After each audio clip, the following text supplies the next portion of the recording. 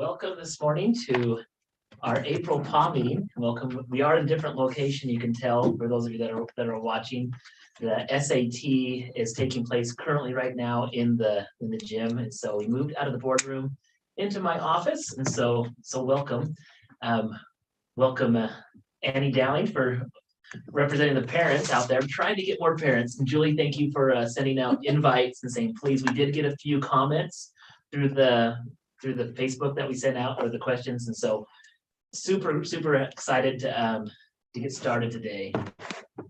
So just as a reminder, these PAW meetings are something that I want to continue to do as superintendent. I hope they're useful for you guys that listen in, just so I can share some of the things. But the purpose of the PAW meeting is share what's happening in the district.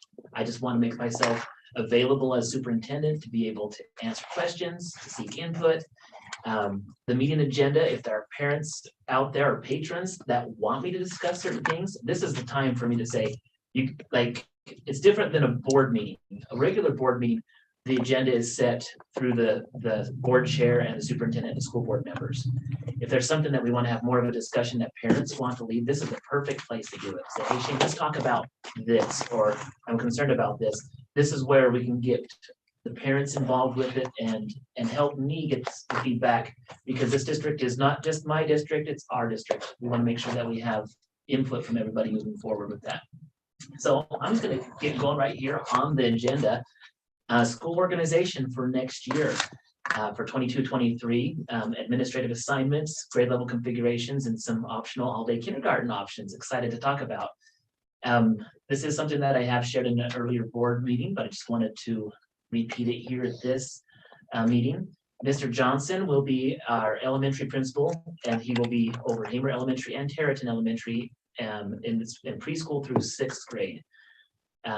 So our elementaries are up to 6th grade. There's a couple reasons why I want to do that. I know that the past 6 or 7 years, even prior to me being here, we would have a middle school. We still can call middle school, but really it's technically an elementary school.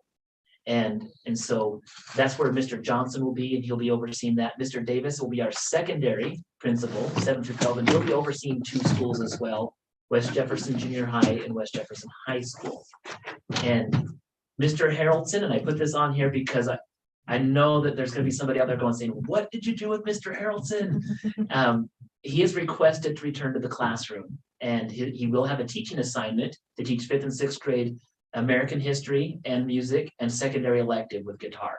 So he will be busy doing what he wants. He's excited to be here. This is what he wanted. And I really appreciate all the years that Mr. Harrelson has put in as an administrator. We're lucky to keep him here as a teacher. But again, these are the administrative assignments moving forward for next year. Grade level configurations for next year. Hamer Elementary, as of right now, when I say as of right now, this is what we're planning to do, but always things can change based on numbers and things like that. But we are going to have a kindergarten with a half-day and all-day option in Hamer with 1st grade. A 2nd grade, right now as we're looking at our numbers, the 2nd grade numbers are large enough to have their own class at this point. And then 3rd and 4th grade will also be a split. So we're looking to have 3 teachers in Hamer next year with an all-day kindergarten option. And we'll talk about that on the next slide because I'm wanting to get some feedback with that.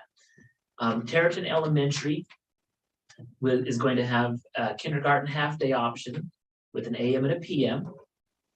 1st grade, there are currently only 23 students in our 1st grade, so there's only going to be 1 1st grade class. 2 2nd grade classes, 2 3rd grade classes, 2 4th grade classes with a split between English and the math teachers, and then 4 classes divided between 5th and 6th grade, and that would be our middle school.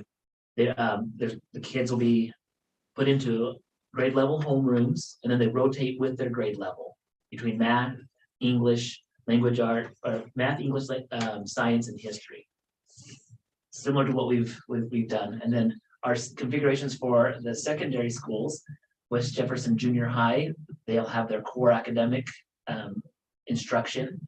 Math has an advanced opportunity with Algebra 1, and then the electives are shared between teachers located in both the junior high and the high school building. And then West Jefferson High School has core academic instruction, and that's for the 9 through 12, and then the electives as well. So those are our grade level configurations. And then I want to discuss, as it says, the optional all-day kindergarten option. I talked about that a little bit. Just wanted to hear some input. Maybe Andy, you've heard some things from people. And so Yes. what are some things that you're hearing about? I have heard a lot of excitement about it being an option to do all-day kindergarten. I think that in my experience, I've had kids do all day and half day, and I think that it depends on the student. I love that it's not mandated. I love, but the option being there is great. And I think that it's exciting to have them with the first grade in Hamer, because I think it will push them to, not too much, but they'll be able to grow. You know, as I've talked with Mr. Johnson about this, and this is, all of these ideas we're in coordination with him and his ideas as well. First grade and kindergarten, the curriculum seems to mesh a little bit more similarly than what a first and second grade. Yep, agreed. And that's the one thing that I love that. that we, as we're looking at that. So I have on here like a bus option. So here's some thoughts that I've had, because we haven't sent out a survey yet. We're looking to send out a survey to the parents in the district to say, if you had a full day option for kindergarten, would you take it? And what we might have is some that live in the Mud Lake, Montague, Territon area go, well, I'd like to have my kid go to an all-day kindergarten. And I haven't put a survey out, so I have no idea how many numbers that is. But I've visited with Mr. Pincock, and we've been brainstorming some ideas on what we could do. So the state hours, the state hasn't changed anything when it comes down to the mandatory time of hours per year for a kindergarten. So if we offer a kindergarten, we have to have 450 hours that we offer for all year long. If we choose to go all day long, it's basically just bonus time, is how the state sees it. The way that it's funded is through additional literacy money, which gives us the flexibility. It can either all be used for that or just a portion of that. And so currently we use our literacy money that we've received is to fund programs like our 95% reading, which we've had really good success with. But also a couple of the paraprofessionals that work in those departments are also funded through that literacy. So the additional money that we're going to get can be used towards a teacher salary to help for that, or other things. And that's what we want to do to start in Hamer, right, with the all-day kindergarten. So the idea for the bus that we proposed is that kindergarten in Hamer will start at 7:45 for those that ride the bus from Hamer. So if I live in Hamer and I live up by, where my sister-in-law lives up, and she's going to send a kid and wants to ride the bus, they can show up at school at 7:45, because that's when school's going to start for the elementary. But there's going to be a delayed start for those at 8:30 for a kindergarten that will stay all day. And so if you only want to come to a half-day kindergarten, you need to be there at 7:45 to 11 o'clock. And then that gives you the 3 hours of kindergarten, and you'll go home. But we'll have a bus that will pick up kids here at 8:10. So 8:10 is when school starts at Territon campus. And then those students would be able to enter the bus, go up to Hamer. We're not going to be picking up any routes. It's going to be, this is the drop-off location, would go up to Hamer, and then that kindergarten would start at 8:30. Those students would be able to stay from 8:30 to 2:45. When school is out, they'll be able to get back on the bus and come back down to the Territon location. And so that's going to be an option. We're going to send out a survey to see who would be interested in that. We might get shocked and say, you know what, we have now 20 kids that want to go to kindergarten in Hamer. We'll have to revisit the splits if that's going to be the issue.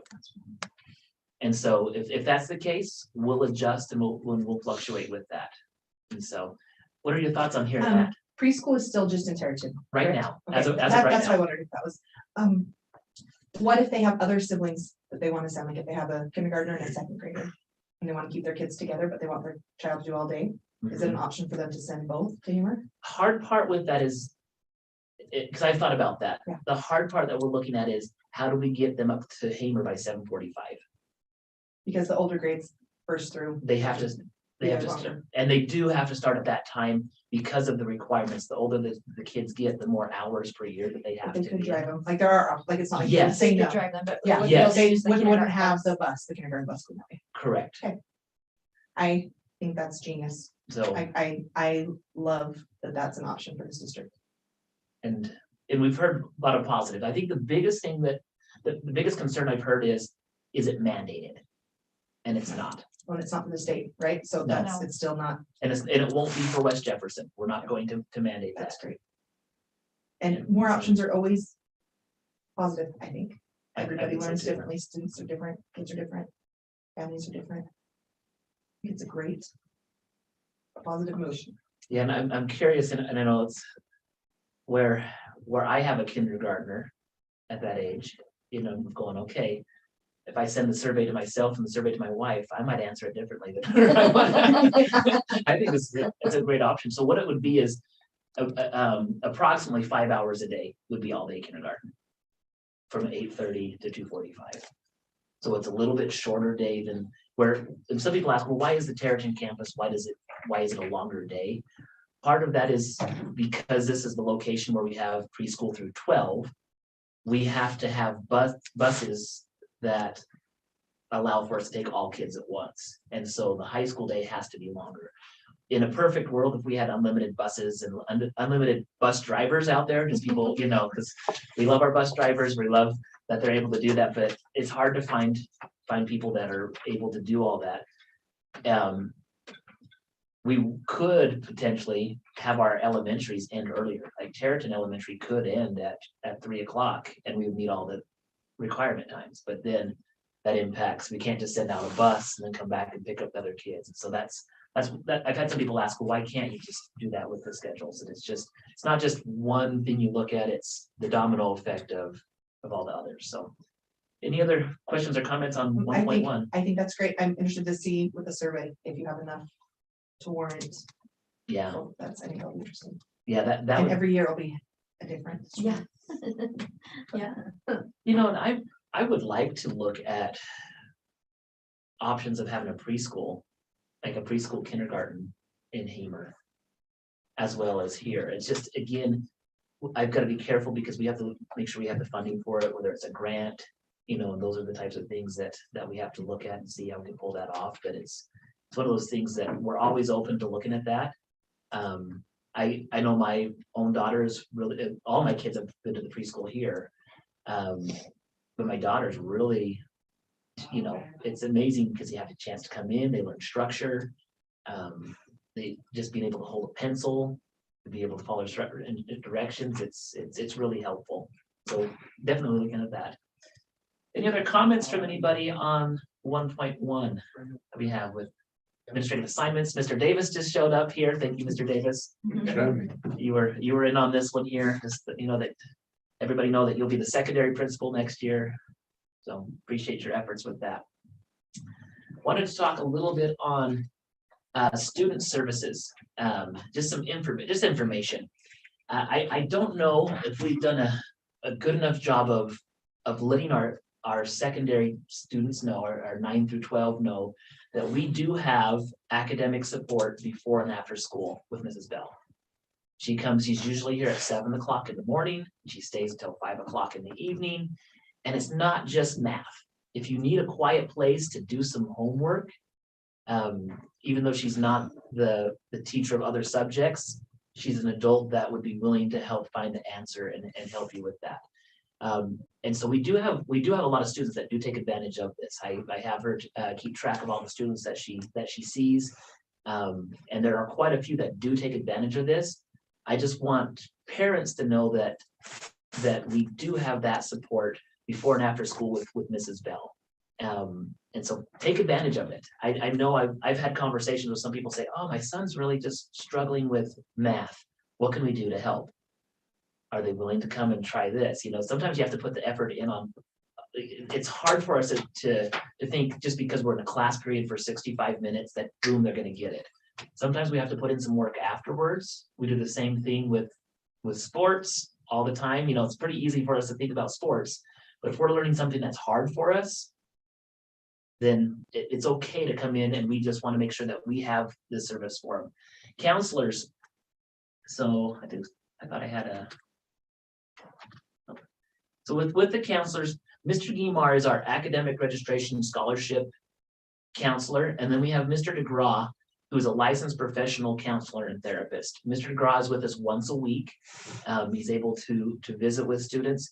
There are some times when Mr. DeGraw will come in and a teacher will say, hey, can you just check with this kid?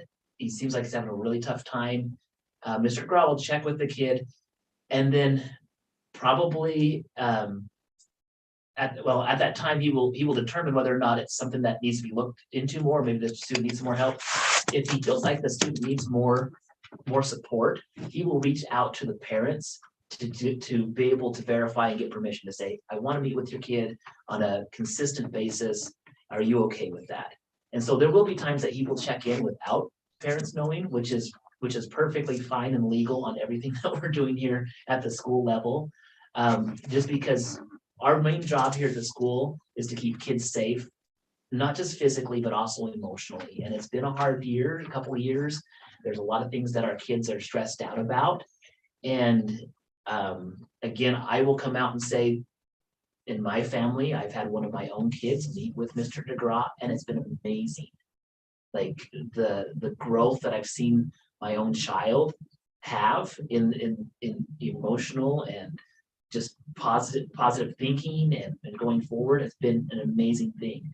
I think I know that there's a stigma out there that if we look at support and help for the things on the emotional side, that we're weak, that we just have to be positive, we just have to buck it up and be tougher.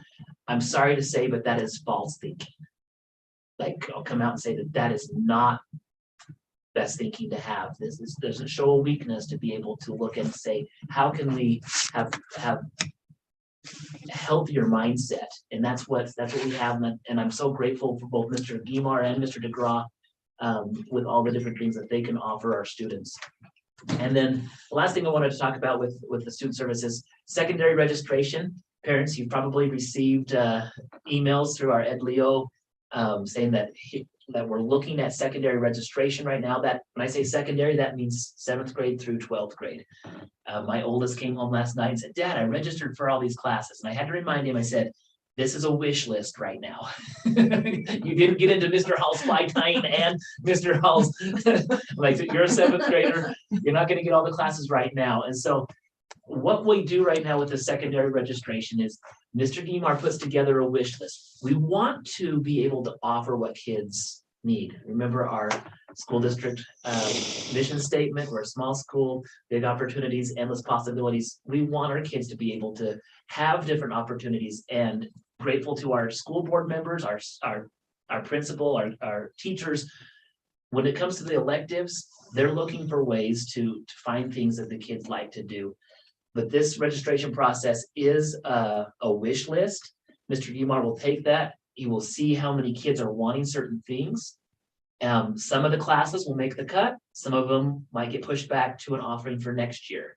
And so that's how that process goes. And we'll talk on 1.4 in the proposed class offerings in the committee process on which ones will make the cut, which ones won't, why, and what we look at. And so, but we do want to stay true to our mission statement to have really good opportunities here in a small school where we can offer a lot of things. That's one thing I loved about being a student at West Jefferson. I felt like I had a lot of opportunities to be in clubs. We have, handful of kids. I'll talk about this in my school board meeting on kids going to nationals here coming up shortly, and both in BPA, in FCCLA. We have some awesome opportunities right now for a lot of our kids. Moving to 1.3, our district website.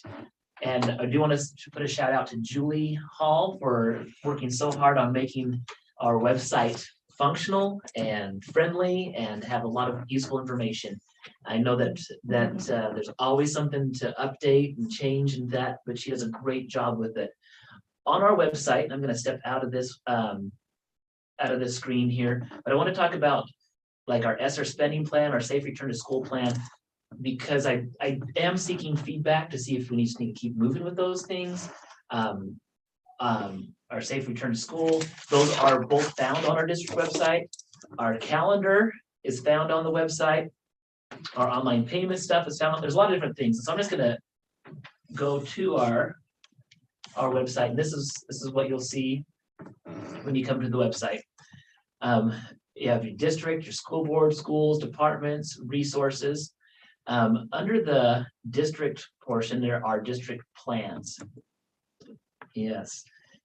On the district plans, we do have 3 different plans that are put on there. These are required for the different programs that we have. The continuous improvement plan is a requirement from the State Board of Education. And you can see it does have our school mission statement, just our beliefs.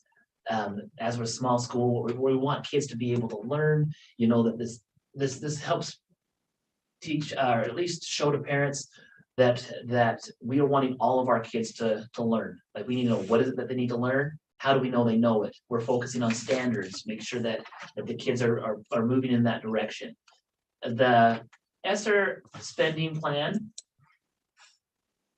I'm not going to go through the whole thing. You read through.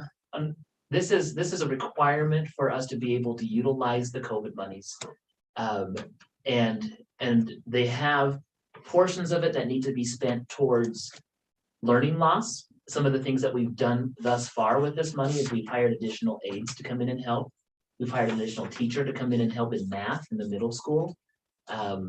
We've purchased curriculum with some of this to be able to just show that, hey, we need to increase our curriculum. So those are things that the curriculum ones are something that can be long-term. Some of the other ideas that we have with this is to improve our sound systems. We do have one of our teachers who's,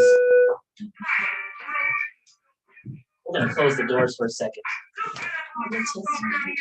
I know. Take a little break for a minute. Just a little break. Thank you, Julie. We'll open that up as soon as the high school's done with their announcements. And I guess that's a perfect segue because we're going to talk about the speaker systems. Perfect segue. Good timing. That was great timing. So we are exploring a couple of different options on having speakers put into each classroom where the teachers can have a microphone system that they're not having to project and, you know, I don't want to say yell, but when you have to project your voice, sometimes it comes across like you're yelling. So that's one thing that we're looking to utilize this money for. Annie, I know that you've subbed in Mrs. Erickson's class where we do have that. Did you utilize that at all? I tried, but I'm much too loud. I have to like talk a lot quieter. But it got their attention for sure. But it is a great resource. I know that it's benefited her in her classroom a lot. And there are a lot of teachers that when you talk all day, your voice is very tired towards the end, even just speaking normally. So I think it's a great resource. And when you look at that for learning loss, part of it is, well, I know this sounds really, this is the blowing everybody's mind. If you can't hear the instructions clearly, you're not going to learn, you know. And so, so it's not just for students that maybe have a hearing impairment, but if you have equal audio going out throughout the classroom, it's going to make a lot of difference. And so that's one thing that we're looking at. Another thing that we're looking at with this money is to make some other improvements. So I do have a couple of, when I do a project like this, I have to send it into the state. The state has to approve it before it comes. So I have some carpeting and flooring things for some of our classrooms and our schools to change out carpet. I have to hear back from the state to see if they have passed, but these are some things that I'm looking outside the box on. With clean carpet, we have clean air. If we have clean air, we have healthier kids. If we have healthier kids, they're in class. So everything that we spend with this money has to have some type of connection to, does it help prevent sickness and illness? I do want to say it is COVID money, but really, if there's anything that can make our buildings healthier and cleaner, that's going to also help us from COVID as well. So that's where this plan is at. And the last one is our safe return to school plan. Another requirement for us to be able to spend the ESSER money. And I asked our school board on the last meeting that I brought this up to them. I said, do we need to change anything or is everybody happy? And honestly, I haven't heard any complaints from anybody. So I just wanted to, in this meeting here, just come up and ask, do we need to change anything? Do we just keep going forward? What? I saw a thumbs up for many. Yeah. One thing that I've noticed subbing in some of the younger groups is that I know that like hand sanitizer Kleenexes are available, but I know teachers are super busy. I don't know if there's someone that they're missing in a lot of classrooms, even in some of the junior high classrooms, like box of Kleenexes and hand sanitizer. Just to make sure that they are just because at the beginning of the year it was great, but Yes. That would be a great thing for Mrs. Van Epps office aide to Yes, do, that is just hour. kind of Go walk check, around and yes. say, do you have sanitizer and Kleenex in And your room? just check, because That's a good idea. that's something that, and then you're like, we're out of it. Yeah. Go down and get it, but I think that's, and Clorox wipes, make sure they have the Clorox wipes, like all those 3 things in the classrooms at all times. And hand sanitizer. So it does help to have a parent slash substitute teacher. PAW meetings. Great suggestion. Mr. Davis, if you can take that back to your aides, or your office aide as well. He's got it, you had it written down already. We'll pass on to Mr. Johnson as well. Perfect, because we do have plenty of hand sanitizer. There's lots, there's a plethora, that's why I said you should not be without, and Kleenexes. You I know, was like, just get a Kleenex box, guys. do I want to go to the YouTube channel and watch my COVID drives me crazy song? Absolutely. All right, so back to the. See what else, what is it I want to share? It's on YouTube and they could go watch it after. Calendar and online payments was another thing I just want to touch on today. So our calendar, our district calendar is here. I do have a request. I need to work on this to get it done in Spanish. I haven't had a chance to finish that one yet. So I just out there, I've heard that request to get it translated in. I did 2 years ago, and then this last year I failed to have it translated over. So I'll make sure I get that over. That's this year's calendar. Here's next year's calendar as we're looking at.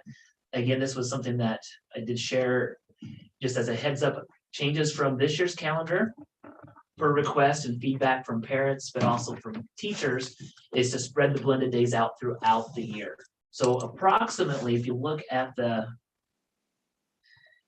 this one here, we approximately have 1 professional day and 1 blended day each month throughout the year. The only difference to that is at the end of the first trimester and second trimester, we do have a blended day on a Monday and a teacher professional day right there before. So that's gonna be one thing that could help some families out during that week of the vacation. We do want to say that this is still a school day, so it's not a full day off. You still have an assignment or something that will need to be completed, but it's also a great opportunity for kids. We do have those 2 days in November to help make sure we catch up and have all of our stuff, because we don't want kids to miss credit. And you know, we still have our attendance requirements that are in place, and we don't want kids to miss. We have had a few kids miss credit because of attendance. They're missing too many days. They still have to come, and it's approximately, well, it is 5 days per trimester is what's allowed.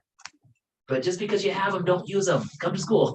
Like, it's not a good habit to get into. Those are for emergency situations. And I have people ask, well, is that how that works? Like a harvest break? The reason why we have our harvest break split like that is we do have mixed feedback. Some farmers start as early as like the 20th with spuds, and some go as late that last week. We just split it in the middle. We can't get to everybody. If you have to have a couple of kids miss a day or two before that, just know that it counts towards their 5 days that they have. And so second trimester, like I said, you know, 1 professional day, 1 blended day, professional blended, and then we'll have a blended day the last Thursday, and that Friday will be a teacher work day. And so at the end of the trimester, into this last one, like when you're looking at this year's calendar, we had a lot of blended days. One reason why I put 2 blended days in April is because we didn't have one in March. It just didn't make sense to have one right next to spring break. We still want to have those opportunities for kids to be able to learn, but you'll see that we have a full week in May now, whereas this year's calendar, we would have a blended day on that one, so. I was just gonna say, there's no full days, it feels like. You know, and one feedback that I had from one parent initially, when I talked with her at the beginning of the year, after the first blended day, we were still trying to figure stuff out, and we're still learning on how to improve them and make them better. Initially she's like, I don't know about these. I don't know if they're a great idea, but just visited with her recently, and she said, you know what, I like the direction with that. And that's been the overall feedback. There's been a couple of people that just don't like it. I get that, but we have to have a couple of things that are important to me in a calendar. We have to have professional development for our teachers. Our teachers cannot improve and get better unless we have dedicated time. And if we're only doing it an hour or two at the end of the day, they're done, they're They're tired, there's too many yeah. activities, you can't put the focus time into it. So professional development is one, and the second one that is a must is we have to have intervention time built in, something to help kids with that, and that's what we've been able to do with the blended. So this is where you can find the 22-23 calendar. It's already approved, so if you tough luck if you don't Don't like complain. something. Did you wanna just touch on that Oh. early out time on Hamer? Another thing that will change, and I did have to update this yesterday, so this is one, the calendar is what the board votes on. The start and end times are things that administration has to look at. Hamer this last year on early out finished at 12:30. I needed to move that to 12:45 because fourth grade is at Hamer now. Fourth grade has additional hours that are required, and I try to have a buffer of about 5 days for snow days on that. And so 12:45 will give them an hour for that on that instead of 12:30. So if you have all day kindergarten there, getting there early, 12. what will you do with them for that extra time in Tarleton? So Those blended learning days. on the blended learning days, so say that one more time. So like, right now Luke gets out quite a bit earlier than Maggie. Yeah. And if I'm subbing, he'll come over and wait for a second for me, but like, it's at 2 hours on that day, on that blended learning day. Yeah. What will the students, the kindergartners, when they get bused back over here early, what will they do for that additional time before the day is out and the bus is taken home? That's a good question. Yeah. They might just have to go sneak into Go a to the classroom. gym, go to the classroom, like what? I think it'd be easier for us to put them in a classroom, but I did not, Good those that thinking. do come back. Yeah. Would probably be just pushed into a classroom. That'd be a little Luke goes to less Mr. than an Hall hour, right? on Fridays. It would be less than an hour on that. And you know, Well, and They get here about 20 minutes, 25 minutes after, so they would get here about 1:10, 1:15. So it'd be They'll still about have an 45 hour and a half. minutes. so 2:45. the understanding, because I've Oh, also no, had- 2 o'clock. Oh, 2 o'clock, Yeah. so it'd just be Yeah, 45 45 minutes. I've So had not people too- ask about the 2 o'clock out in Tarleton. Why does it need to go to 2 o'clock? Again, you have the Tarleton campus with the buses and the high school. To have considered a day in school, it needs to be 4 hours of instruction. 4.5. Four and a half, I thought it was 4. 4.5. We'll double check I'm on going it. up here. 4.5. So 4.5 to 4. We'll check on 4:15. that. Let's put it in the middle. 4:15. I'll take 4:15. But to do that, that means that all the high school classes will have to go through. But when students take a release time, whether that's for work or whether that's for seminary, that doesn't count as part of their day, and they have to have that other option in there. There could be some changes if the state would go to a full enrollment based instead of an attendance based.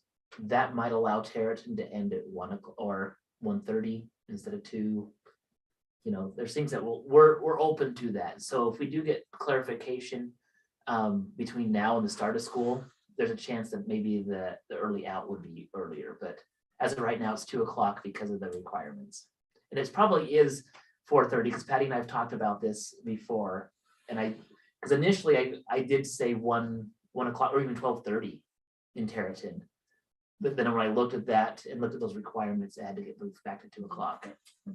So good questions.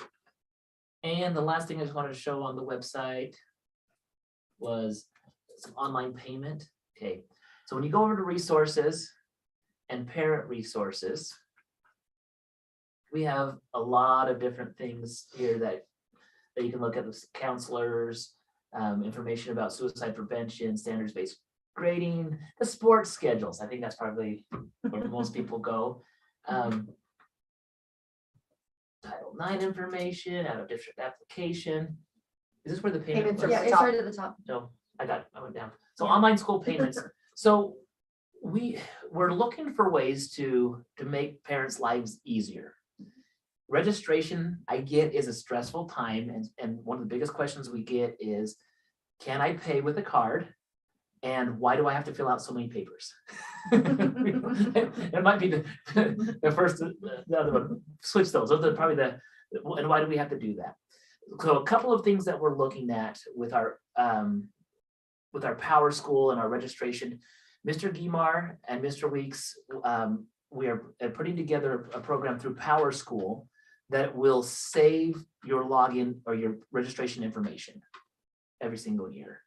And then if you have multiple kids in the school, and that's another thing, why do I have to fill out so many papers, is I filled this out for my one child. Now my next one is here. I have to come back in and fill it all in for the next child. I get that that's frustrating. This program that we are going to have for next year through Power School is once you sign it in, then it will ask you, are these kids also yours? And if you say yes, they say, can we link that information over? And it shares all that information over. So we're just trying to find a way to fine tune the enrollment process when you come and register and enroll into school, that those things are saved over. That's going to help us also because in our Power School system where we have all of our parents' phone numbers and all the parents' email addresses, we're going to look at having a communication system that is connected directly to that. Right now we're using EdLeo. It's worked pretty good. I'm not going to say there's a lot of positive things about the EdLeo program, but we're looking to try to have this the communication system be similar. So we can just send out a message to anybody that's in that. And that would be for safety, that'd be for attendance, that would be for a lot of different things with that. So going back to the school payments right now, we did try a school payment option with an online school payment things. I've never paid this way, so I'm going right through to this. This is one way that you can do that, but we're looking to have a Power School pay option. So this one might go away, but we'll have another one there. And as you can see, I'm already frustrated at registration because it's just not working for me. Right? But isn't that true? Yeah, Isn't that yeah. those are the things that make us frustrated when we're going to sign in. And so you'd come in, this is what we currently have, but we're looking to have something different. So I just wanted to, just bring up that we're always looking at ways to try to make it easier for parents to pay the different required things that they have. We do have for our activities, like for the concession stand, the what do you call that, the gate fee to get into athletic events. We do have a Venmo account set up at the high school, and that will still continue. This will here be more for the actual registration. So have you guys heard any feedback So on the you'll Venmo probably get asked options? why we can't use Venmo for registration. If we already have the account set up for those things, why they can't just use that for their registration? Well, we're looking into it. Yeah. Jody and I already had that conversation. We're looking into it to see. See, do we If even you need to could track it. purchase the other one, or do we just keep with Venmo? What was your Well, no, conversation? I think you need the other one because Venmo comes straight out of your checking. And it's changing with business where I know this is non-profit, but like it's changing. I've had fees attached to me when I just am paying somebody back for something like that. Yeah, But So your it's- credit card one, comes off of your credit card. So if people want to put it on a credit card, they still need a credit card option. But if they want it to come straight out of their checking, then a Venmo could be an option. So we're looking to see if we can link that up or make that work, but yeah. And so if there's a way to do that, it'd be nice, because we want because to, it's two different things. yep, we're not moving away from Venmo. We want to keep that as an option, but we want to have the other pay Track option. it. But you're absolutely right. It is changing. And Yeah. it's also because like for businesses, like a 1%. And it will knock some of your stuff in not a business. I've had to contest like 2 or 3 of them. Mhm. I'm like, that wasn't a business. I owed someone for a pop, but it still took a percentage. And I don't know why. I think that Right. I've been How did it go? I have a testimony of Venmo, but that was a pain right now. How did it contest? Was it hard to contest it? Because Yeah. because I got deducted for somebody giving me a birthday present. You did? Yeah. Isn't that weird? So Yeah. email, but it took some effort. And I got one paid back to them, so. So they're not sending the full amount? They will, no, they take a percentage off when they get paid, so I get less. Cause I don't know if they're marking me as business, cause I use it so much, I don't know what they're doing. On Venmo? Mm-hmm. Yeah, they started that recently, and then the whole sales tax thing Yeah, became an it's been issue. a kind of a mess, I'm not using it quite as often, because I used to keep like a balance in there, like based off, but I'm a little worried now, but. So I think there's a dollar amount, so once you receive a certain dollar amount, then it kind of flags month. you, and then, yeah. Hmm. And it flags you as a business or I- whatever. But it is. If you're there without cash at a ball game, so. You're welcome. All right, let's get back to the slideshow. But again, thank you, Julie, for keeping our website up and running, and everything's excited with that. So 1.4, this is the proposed class offerings. Oops. Proposed class offerings and curriculum. So a couple of the changes that with the legislation this last year, they're asking that the district put together committees for curriculum. Hardest part, and as you can see, it's difficult for me to get people here at times. You know, if people are upset about something, they're gonna be here. If things have been going well, Swimming like you know, nobody's like, but we do have a requirement to have parent feedback or a committee of parents to look at curriculum and curriculum offers. And so there are some proposed offerings, and these are not core classes, these are elective classes. And so I think there's a difference between where you're adopting a curriculum with that and then an elective class, because you don't have to take it. Kids don't have to take this class. And so I think there's different levels of looking at that. So if I'm a parent and I don't want my kid to take an elective class, I can say, you know what, you don't need that for graduation. And so there's a few of them that have come up for that went out on the wish list. So you'll see these on the wish list, but they are pending board approval. The board does have to come in and say, yes, it's okay to do this after we look at the curriculum. And so I don't have the curriculum here to look at today, but when we do have those, I will have a committee meeting if I have people that are volunteering. If I don't have people volunteering, I'm going to call a couple of you and just say, come be my curriculum committee and just come look at these, because we do need to give a recommendation from the curriculum committee to the board before they make a decision. And so it doesn't have to be this huge thing where we spend hours and hours looking over things, but we will have the text of what's going to be taught in the class, going to get their information from. So constitutional law and sociology are two that Mr. Gore has presented that he wants to teach.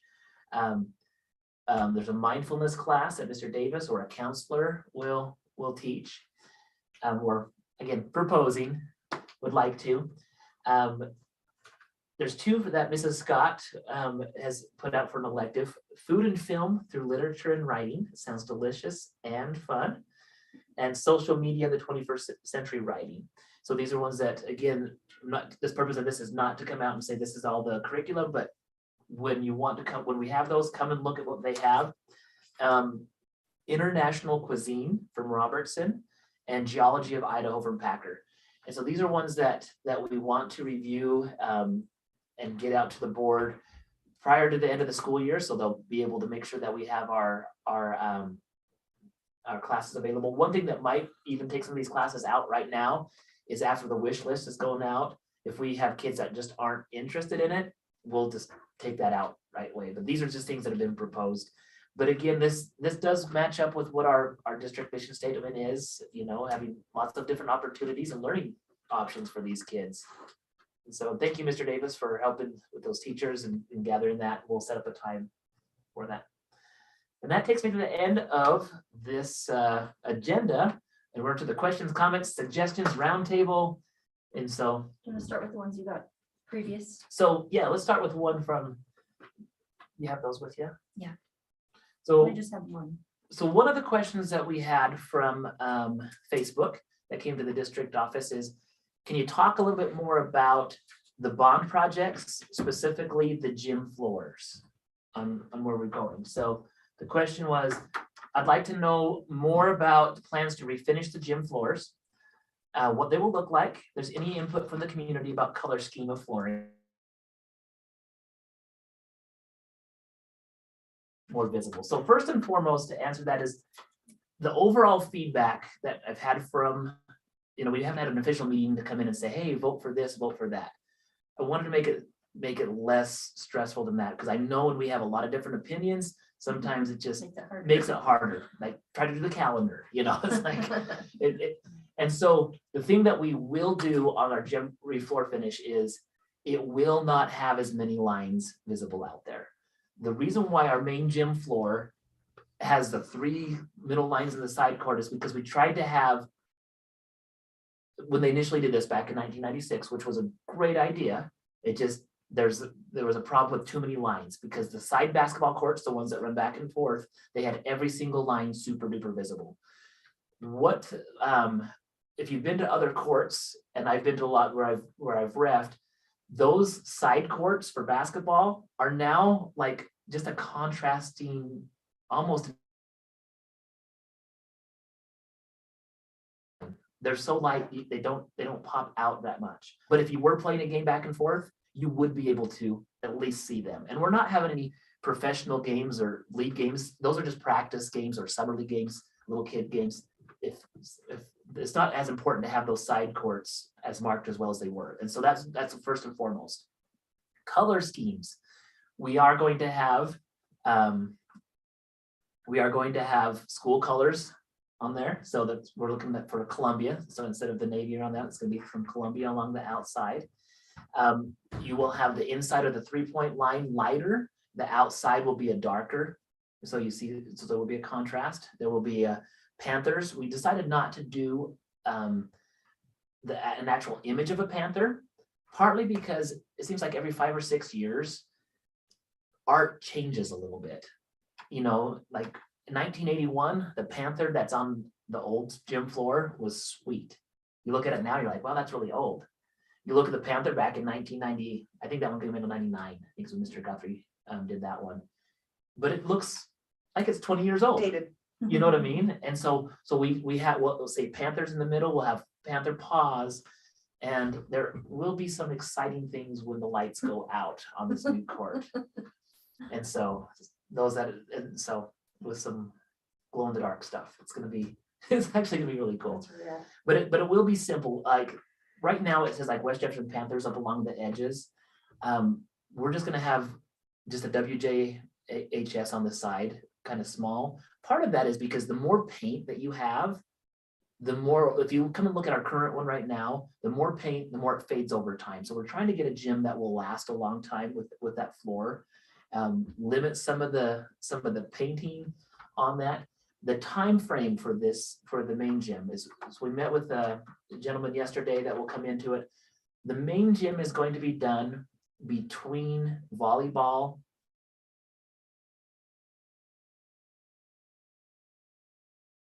and girls basketball. So only seen floor.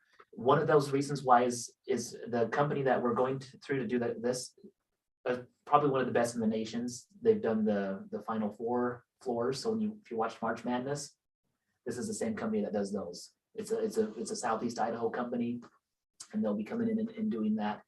And so they're busy during the summer, and so it actually fits into their plans to come after volleyball's over and do it between volleyball and basketball.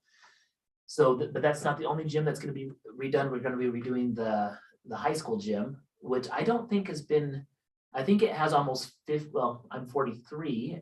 And so it's 40 years of finish on it. And that's one of the reasons why it looks so dark. I'm not sure the high school gym, when I say high school, old gym, as we were looking at that and we were able to see some of the wood, I don't know at once. And so what happens is when you read the paint and take the paint off, they take a sander and they go all the way down to the floor and takes it all the way down. Then they're able to go in and fix different parts that are broken. You know, there's some parts that might need to be fixed or at least re-screwed down and sent into that. So there's a good chance that the gym in the old high school, well, the high school gym will be a lot lighter once they get that down. But they say that the floors, if done right, should last up to 100 years before they have to be replaced. The schools that are constantly going in there and changing every 5 years, when they go down and sand it all the way down, they only can do that 2 or 3 to 4 times max, but usually 3 times is what they look at. So every 20 or so years, it can push it out to the 80-ish years on that. And so that's kind of where we're at. The high school gym, we will have the bleacher systems going in. We're getting quotes for the side baskets to be adjustable in there. We aren't as much bleacher space. We're purposely doing that to save some sideline. We might have to squish in a little bit at the junior high games. So I was gonna ask if junior high will go more to new gym or will they stay? I think that's a fun gym to play in. It's a fun one to be in. It is. And it is. It's one of those things where some of the junior high players this last year, when they went to the big gym or the Panther den or whatever we're gonna call that place.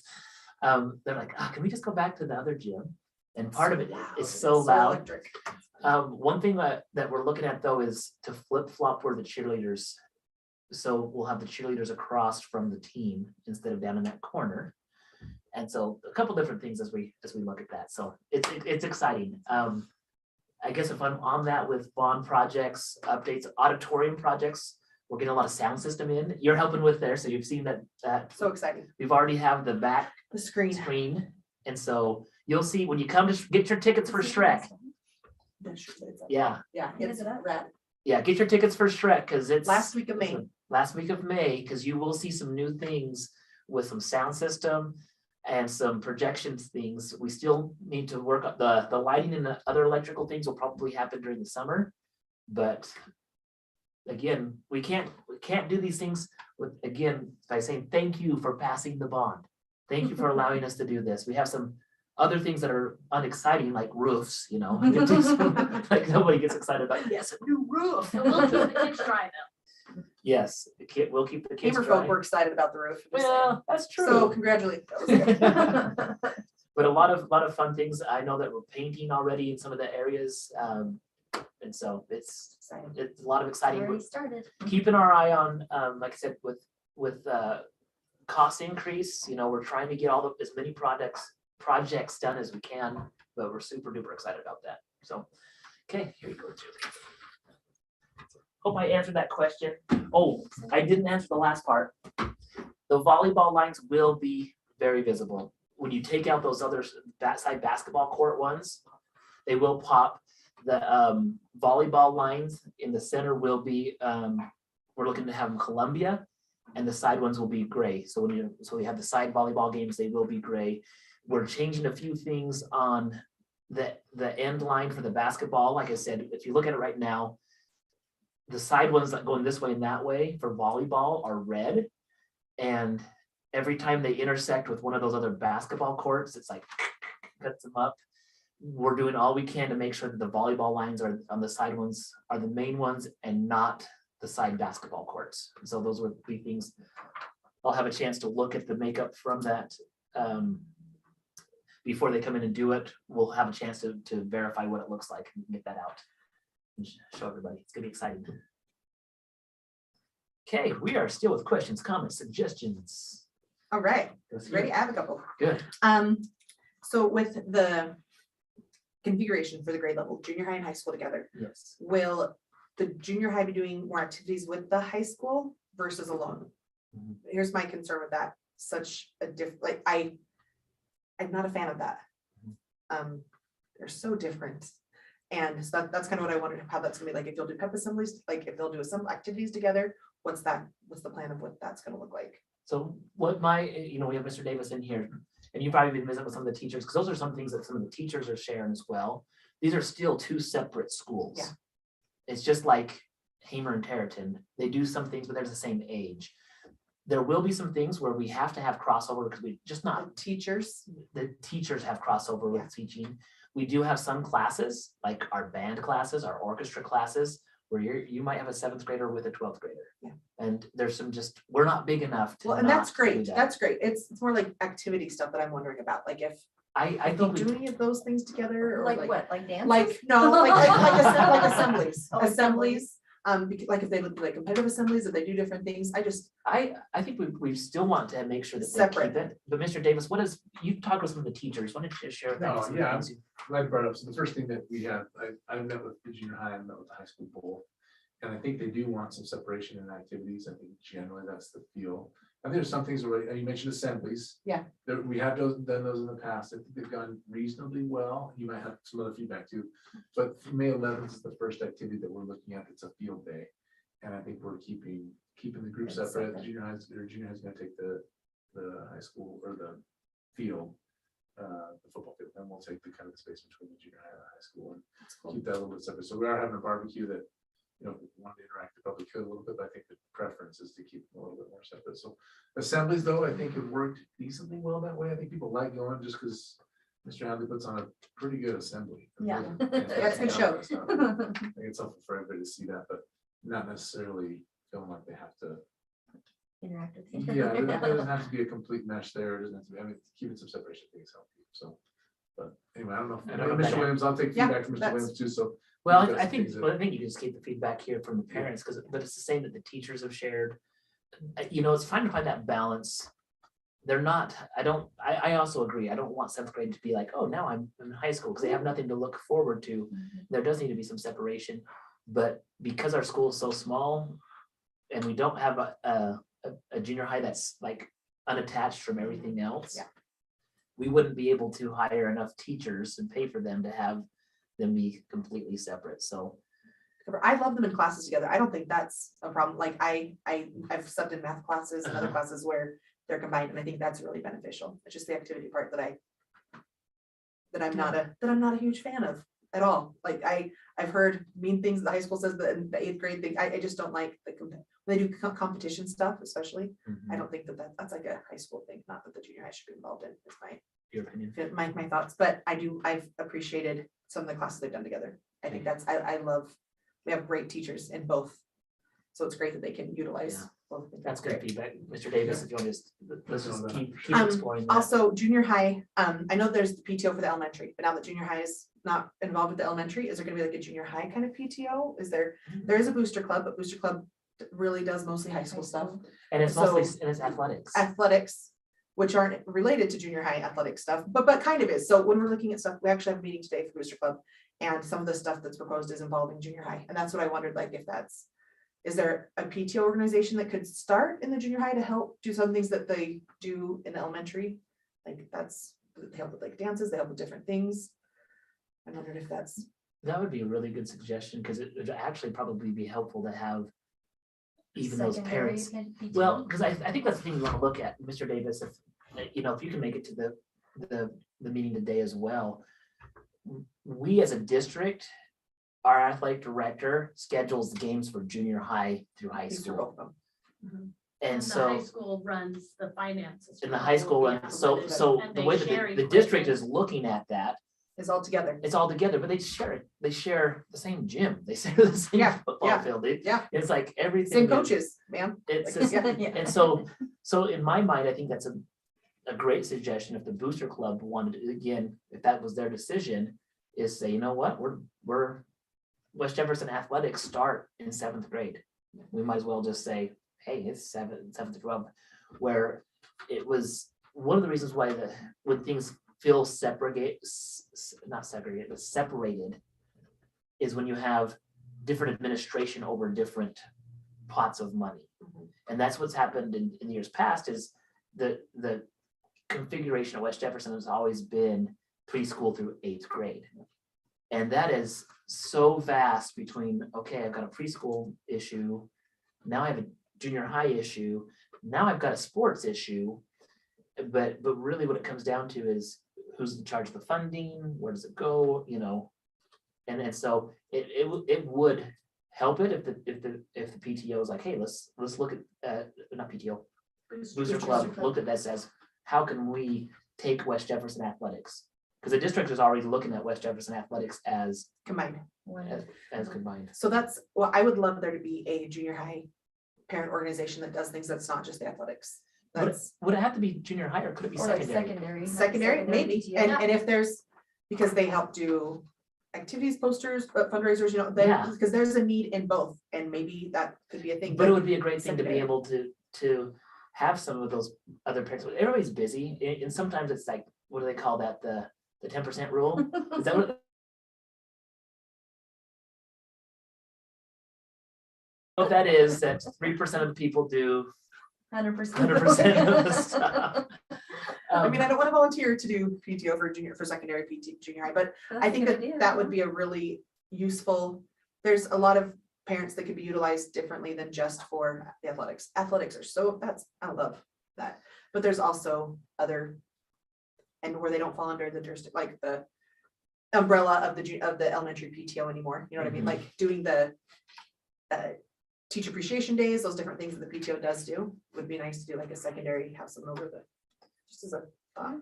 Well, because that wouldn't be bad, where PTO for elementary, when they do fundraisers, it goes into like the elementary kitty, and then they're able to use that for field trips and different things.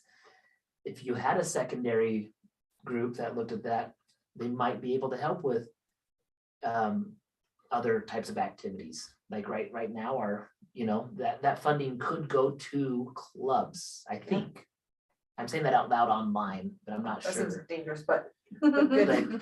Nothing in here is. perfect, But if it's a student organization, they could say this, we are doing a combined activity to try to raise money for all of our clubs. This money's gonna be separated out to the different clubs. to help with And that. as there's different things that need help, like if leadership is doing a big project and they need help, it would be nice to have parents they know are willing and could help do those, not just. Yeah. But anyway, so leadership for junior high will be under. Like. Mr. Davis will be overseeing all of Over- that. We're still trying to fine tune where everybody's final assignments are gonna be and what it's going to look like. But yeah, Mr. Davis will be the one that helps with that. That came up in the last meeting, are you referring to student? Yeah, leadership like now? student council. Yeah, that stuff, came right? up last meeting, there, Okay. it keeps around a bunch of ideas, so I meet Cool. with them tomorrow afternoon after school. That's awesome. Did I already say how excited I am about split?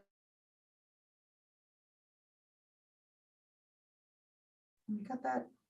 Oh, class curriculum. I have Yes. some thoughts about curriculum stuff. I'm really excited to see wrestling being offered if there's enough that do it as the class like they did basketball. I think that's really beneficial for gym space, for all the different things. I think that's, I know they're in the wrestling room, but I think that's really cool. So I thought that was really cool. And one suggestion for a curriculum sometime would be, I like the social media and 21st century writing, as I did social media marketing classes. Mhm. And that's something that is actually really prevalent in a lot of the different courses right now at the college.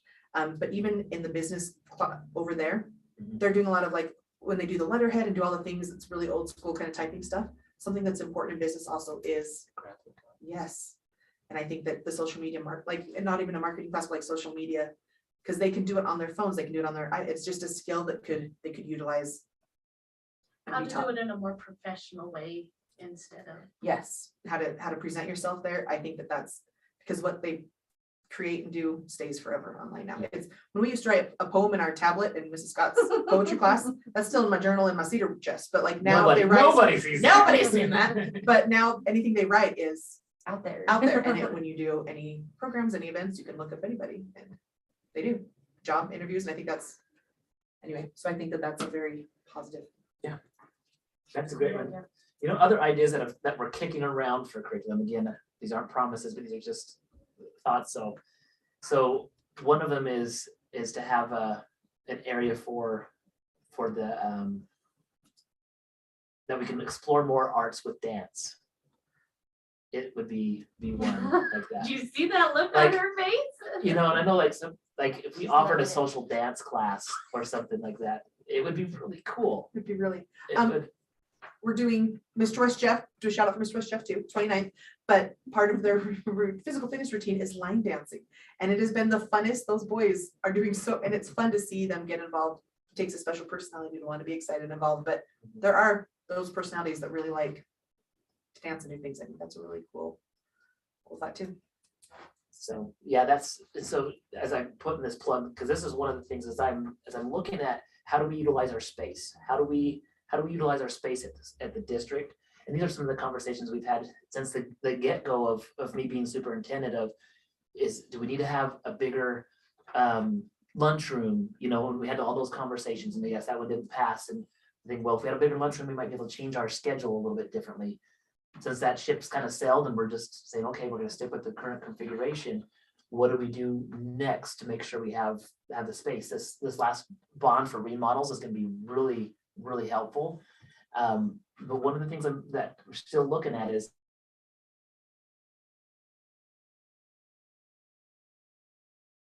we need a place for our cheerleaders. Like one of my thoughts is if we ever did build out for the main school is to have an updated wrestling room, have a cheerleading place. I don't know if we'll ever have that. That'd be awesome. But there's a way I think we could have that pretty soon is one of my favorite rooms in the district is a chapeltorium. There's no reason why we need to keep all those benches in there. we can buy folding chairs that fill that auditorium up that are stored off to the side, creating that area to be not only an auditorium, if we, tear down the front, de-churchify it a little bit more, and have a stage up front and have a flooring on the bottom. We could have mirrors on the side. We could take those lights and put, have them up there. That would be a perfect place for a dance class, like we talked about. That would be a perfect place for, we already are having assemblies here. We have to,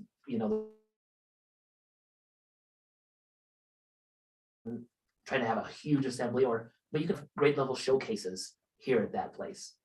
Instead of trying to do all the classes, you just do one grade level. Here's your showcase. This is what they're learning right now. But that could be a place where cheerleaders could go in. It could be a place where preschoolers and kindergartners, we bring a couple of extra little basketball hoops, for that age. Anything older than that probably wouldn't work out. Inside recess, when you split up the grades a little bit more, Yeah, even little- like little little, tiny little, ones. little That tiny. Little tiny Inside ones. recess would be another, Yeah. think about that one, but, so those are things that are just kind of percolating a little bit in my mind. Just trying to- When you're doing the sound stuff right now, are you doing anything sound wise in the chapeltorium, or is that not being touched with anything? When I've talked with Dean about That's that, terrible. we're going to take the speaker system that was in the auditorium and bring it over to here, and I think that will make a big difference. That would be huge. And so that's the one thing that we're gonna work on. We can still reuse the You're old stuff. recycling. Yes, yes. It's not bad, it's just not. No, it'd be Pretty better, good. it'd be better to have It's just not great. those bigger speaker systems in. But those are some thoughts. What other ideas or thoughts? So these are good ideas. Yeah, she's great. So you need to We come to need more every people meeting. here. I'm feeling real optimistic. I'm very excited. Change is always, can be hard, but I think it can be positive. You want to be positive. There's a lot of positive stuff going on. I appreciate that. You do have one viewer right now. Yes. I don't know who it is, Hey! But somebody I is don't know. watching. Somebody's watching at home. Hopefully I answered the question, but that's the thing is there will be those that go back and rewatch this. And as you have the ideas, we like it if you're here, but if not, email me, call me, talk to me, stop by my office, like come up Write them with, down. write them down as they come. So I have a question as a parent, but not an employee. Oh.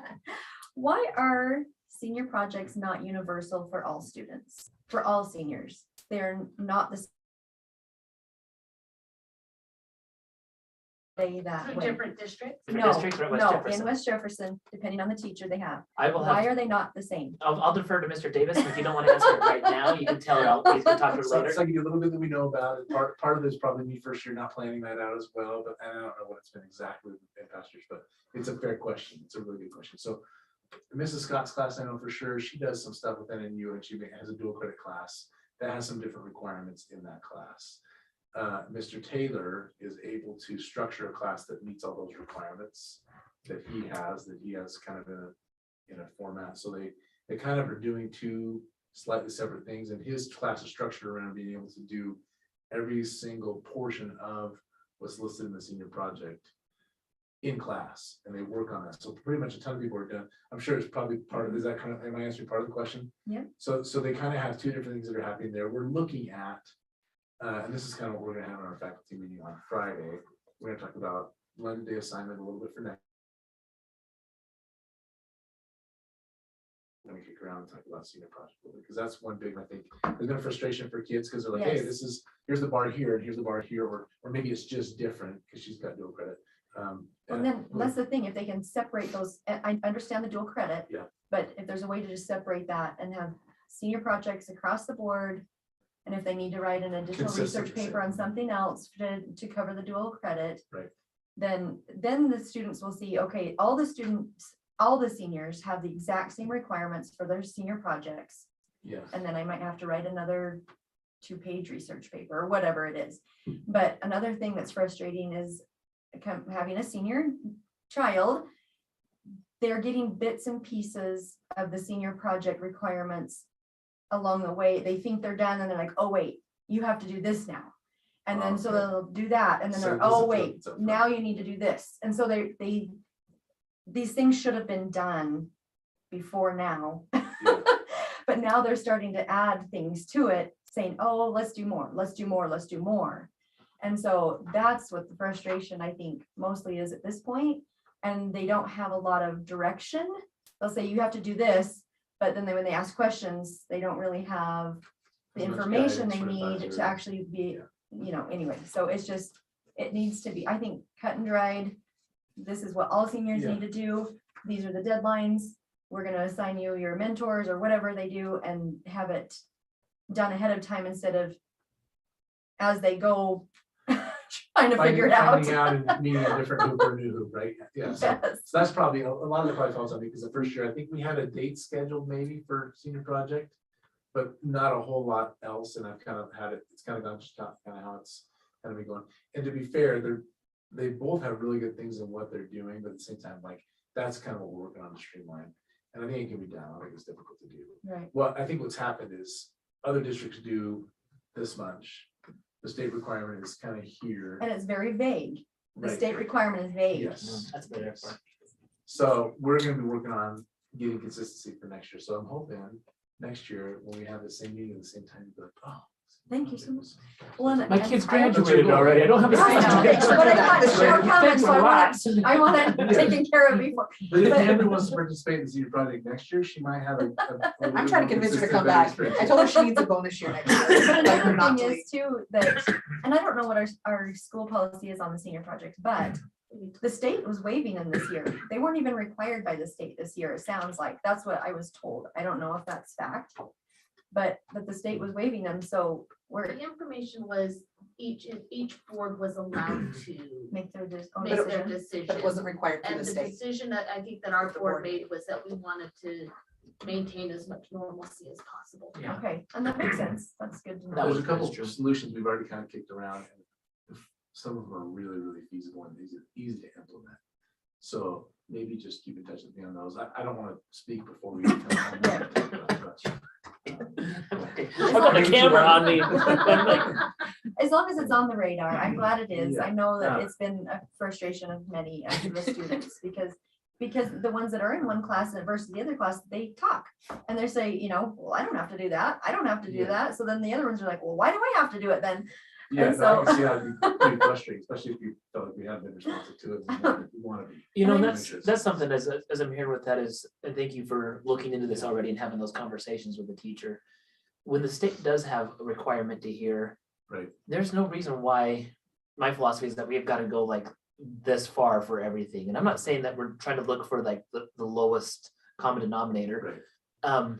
But it does cause an issue when there's not clarity between, is this a class assignment or is this a graduation requirement?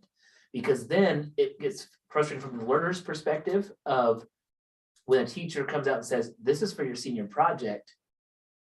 That doesn't make sense when the senior project seems lesser in another class. And so don't call it a senior project if it's connected to the class. I think that's what Julie's Yeah, is yes, saying. exactly. And so I think that's gonna be the thing that we look at and whether but I do like the idea. It makes sense to me also to do it with the classwork that you're doing. Like that makes sense. But I think we just need to have But clear then when you cut. have, the dual criteria. credits that do have to do above and beyond. And I think that's probably why it came about the way it is now, is because of the dual credit. They're trying to to combine two different assignments. So do the student or the senior projects plus the research paper or whatever. And they're but that- combining them. But that is confusing to a learner when you're saying, you have to do this because of the senior project. Mhm. And you're going, do I really? Right. You know, that's, Because there are two different requirements for graduation for seniors. There's a research paper and there's the senior project. There are two different things. and they could be the same They thing. could be the same thing, but But you if have they- to kind of look at it and And I don't know if they've been if these seniors have been given the option in this dual credit class to write a separate research paper. I don't know or if it's just been combined and they say write it on the same topic, everything needs to be on the same topic. I don't know that. But I think I'm glad it's that, on the, I think that gives enough information to Mr. Davis to take back. thank you. All right, you can check back into work now. Okay. Back on the clock. I was gonna say, I have a child right now that's doing the senior project in Rigby, and I get all the emails from the teachers, and I know the curriculum right at the beginning. I'm not helping him, but I can see what it is, and I know that it's a lot less than what we have. But also over there, I have friends that have kids still working on it, and some that were done first try. So I think the problem, it's a benefit, but also a detriment to us here, that there's just the two teachers with the kids comparing, because they are different. Yep. Every other school, every other teacher teaches differently, every other teacher adds different things as they see that their students need in that curriculum. Yeah. So I don't think that it's like No, disingenuous of Right. anyone to like, they're And not each trying to take it. district has different requirements. Yes, Like, yes, like I So- know other districts that are harder than ours. yes. So, Are they working on the senior projects in class at Rigby? Some are, some aren't. And Ryrie? Yeah. Well, both, some are, some aren't. Ryrie's doing everything on their own. Rigby, some are in class, some aren't. And so it's just, but here it's very, like, you can see the stark contrast, but like most schools, every teacher is. and there's gonna be a stark contrast between dual Dual credit Yeah, and not, and some because you of expect those, more with everything. with the dual credit, you have to though, because Yeah. it's not that teacher's decision. Yeah. That's what the, this- that's the university. University's requirements. It's the university's issue. So you're absolutely right. So it's not a stark contrast between one's doing it right, one's doing it wrong. But I do think we need to have some clarity on what is this, Going right. what And is, maybe what do you before want? they sign up for that dual credit English class, knowing your senior, What's you know, required. your senior project is going to be above and beyond the other class's senior project. And so if they know that ahead of time, then It's not hopefully that will help. But you I get, don't know. you get the seat, you can graduate, but the dual credit is you get college credit. Yes. That's the other thing. And the other one is you're still gonna have to go take that class in college. And so those kids that are in the dual credit class, It is a lot. it harder. it It's is a lot more harder, work. but it should be because it's But it should college. be, credit, it should right. be. And if they have that attitude, I think it is hard, because I've been subbing in the English classes to dual credit, and I can see like Hamlet and all the other things they're doing, and that's so frustrating, because they're like, what, I was doing this, and I was doing this, but that other class isn't doing that, you are correct. They're also not. But congratulations on choosing to get extra credit, but it's hard, but it is, not having a checklist is always hard though too, Yeah. if they don't have it. I guess just being more upfront about what the requirements are, what the deadlines are, what the, I don't know. Yeah, something. It's frustrating. Yeah, they're frustrated. They are. Bless them. Bless them. Thank you for all that you do. Any- Bless us, everyone. We're still open for questions, comments, suggestions. We're still open. Anything else? Talk about bond stuff. Thank you for joining us. It's been really good. Thank you, Annie, for being here again. A lot of good things happening here at West Jefferson. Small school, big opportunities, endless possibilities. We'll see you next time. Our next meeting is going to be, we will have one. Jokes. Yeah, I like That's that. exactly what I just thought. Kind of went back to my role in the community play right there, didn't I? Yeah, that was good. Thanks. No, but a lot of good things here happening in Panthers, so The next meeting is May May. May 11th. May